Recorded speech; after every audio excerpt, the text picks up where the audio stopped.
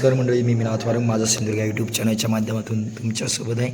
आणि आपण बघतोय आपल्या या कोकणातील महत्त्वाच्या कला ज्या समजल्या जातात दशावतार आणि भजन कला, त्यातीलच दशावतार क्षेत्रातील एक नामांकित कंपनी वावळेश्वर दशावतार नाट्यमंडळ तेंडोली या नाट्यमंडळाचा आज गोव्यामध्ये वाळपई येथे नाट्यप्रयोग सादर करण्यात आला. आणि वाळपई येथील गोळाले गाव आणि श्रीदेवी सातेरी या ठिकाणी विशेष पूजा या ठिकाणी आयोजित करण्यात आली होती. आणि त्यानिमित्त वावळेश्वर दशावतार नाट्यमंडळ यांचा या ठिकाणी नाट्यप्रयोग श्री दत्त महिमा सादर करण्यात आला. त्यातीलच याच कंपनीचे संगीत साथ सन्माननीय पखवाज वादक संतोष मुसळे माऊली आपल्यासोबत आहेत. त्यांच्याशी आपण चर्चा करतोय. साधारणतः त्यांची दशावतार क्षेत्रातील कारकीर्द आपण त्यांच्याकडून जाणून घेतोय. माऊली, पूर्ण नाव तुमचं? संतोष मुसळे. तुमचं गाव?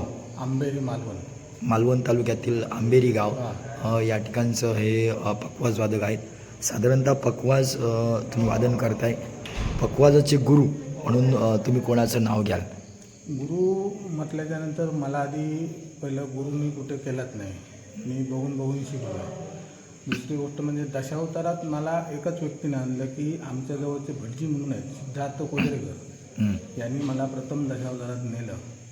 ती म्हणजे पाटगावातील कंपनी होती, आई भवानी दशावतार, आणि ते चालवायला घेतलेली काका कोसावी या आम्ही चालवायला घेतलेले. आणि तिथे मी पहिली सुरुवात केली.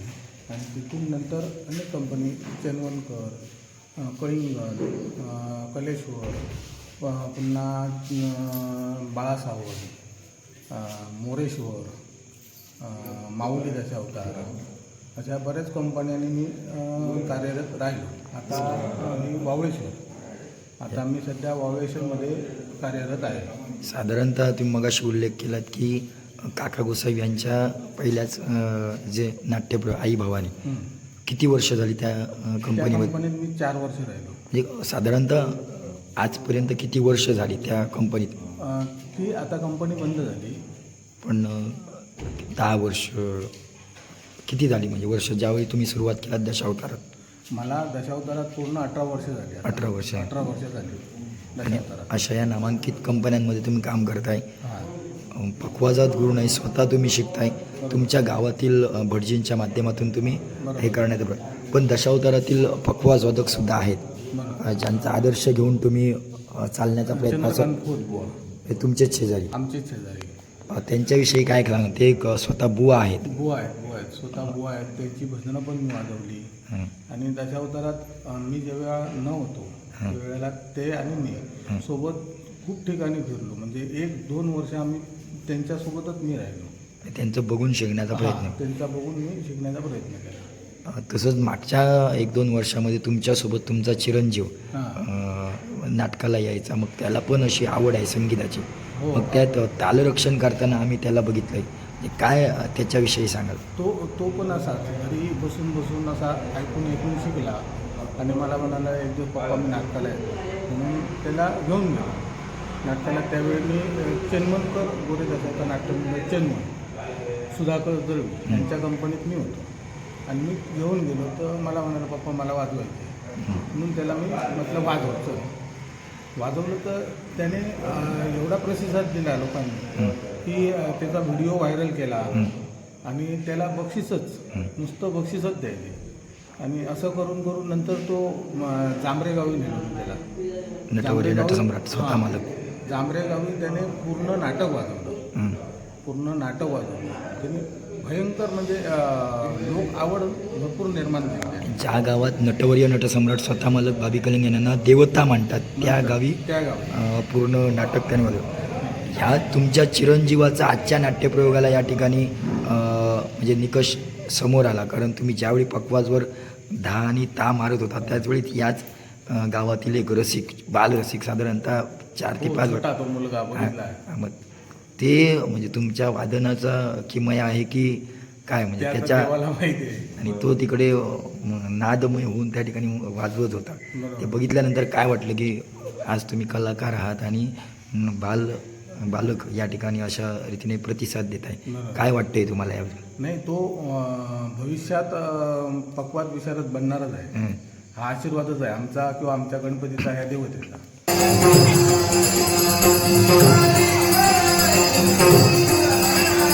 Thank you.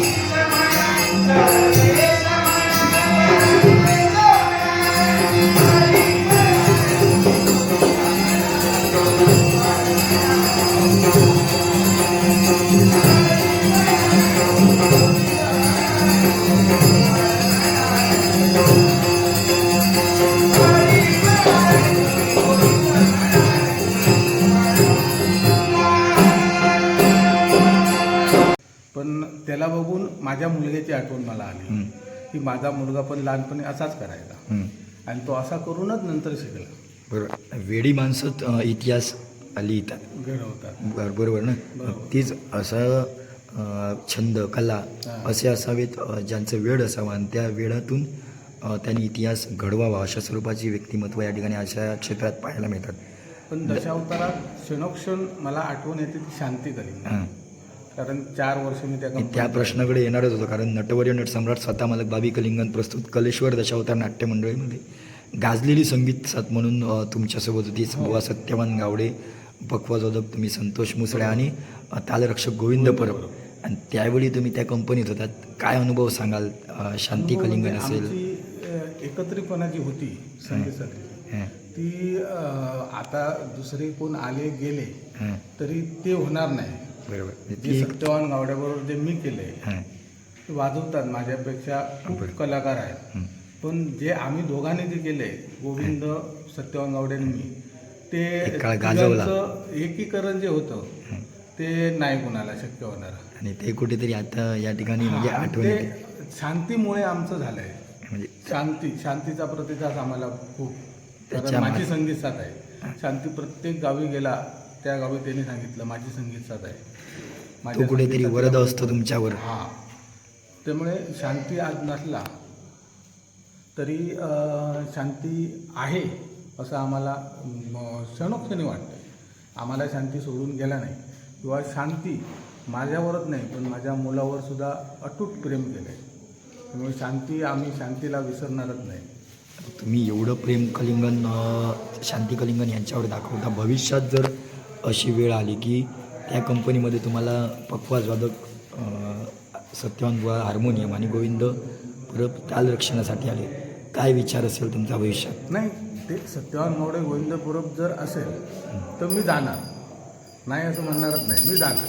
पण सत्यवान गावडे आणि गोविंद परब पाहिजे हे जर असतील तर पुन्हा त्या कंपनीत देवाची घंटा वाजली. बरोबर, पुन्हा बरोबर. त्या कंपनीत ही जुनी संगीत साथ ही पुन्हा आम्ही गाजवू शकतो. ओके. म्हणजे आताच देवाने अक्षरशः कौल दिला म्हणायला हरकत नाही. हां, म्हणजे देवाची जर इच्छा असेल किंवा ते जर दोघं एकत्र येतील तर मी पण एकत्र येऊन आम्ही तिघे पुन्हा ती संगीत साथ जुनी आम्ही गाजवू शकतो. आणि त्या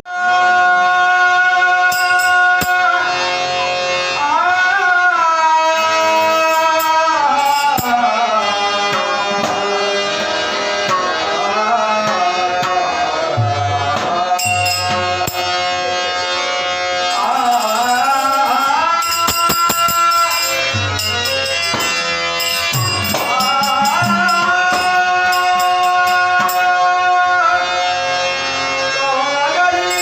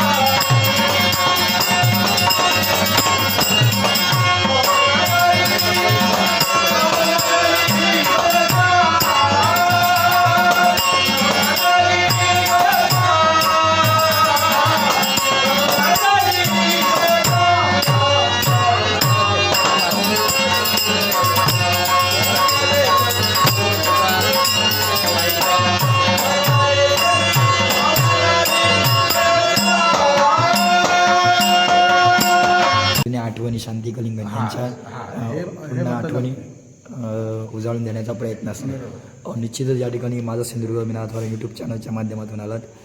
आजच्या नाट्यप्रयोगाच्या माध्यमाने तुमच्याशी आपली चर्चा आली आणि वाळपय येथील हा गोळाली गाव आणि त्यातील सातेरी देवी मंदिर या ठिकाणी असणारा हा उत्सव या निमित्ताने या ठिकाणी आपल्याला भेटायला मिळालं. खूप खूप धन्यवाद तुम्हाला. भावी वाटचालीसाठी खूप खूप शुभेच्छा. धन्यवाद.